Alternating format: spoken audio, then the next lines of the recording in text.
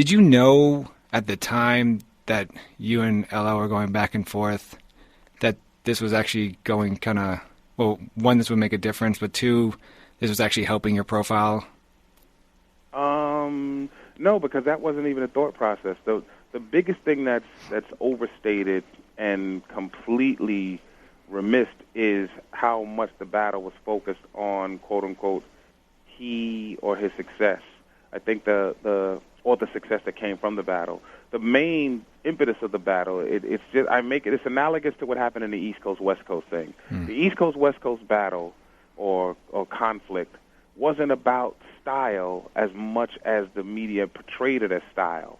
The battle basically was in 1989, which is what I call the turning point, and the turning point at the end, the ending of the golden age of hip hop, in my opinion, is Chuck D, Public Enemy has Fight the Power, KRS-One has You Must Learn, and I, Kool Moe Dee, had Knowledge is King.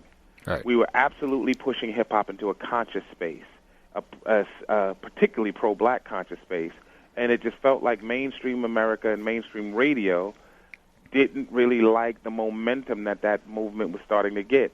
And if you remember clearly, and I say this to people so many times, they had a very, very hard time getting rap records on the radio at the time. Right.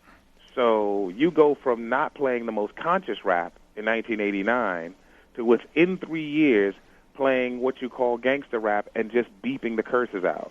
Right. So if you understood the climate of radio back then, let's just say payola was at an extremely loose and open kind of format. So there's nothing on the radio that wasn't paid for. So who's paying to get this on the radio, and why is radio not resisting playing this when they were resisting playing the conscious rap? When that came out, NWA had already been out in 1988. They came in, the day they released, they came out number 2 behind Guns N' Roses, first day of SoundScan, June of 88. So, things like that I remember very vividly. And they were hot without radio play. So the fact that radio started playing gangster and beeping the curses out is what we were talking about. And because they were on the West Coast, they kind of took the triangulation out of it and made it about us versus them versus their style, when we were just talking about the consciousness versus playing the gangster rap. And we were kind of going at radio and mainstream media, but it turned it into us not liking them, and that really wasn't the case.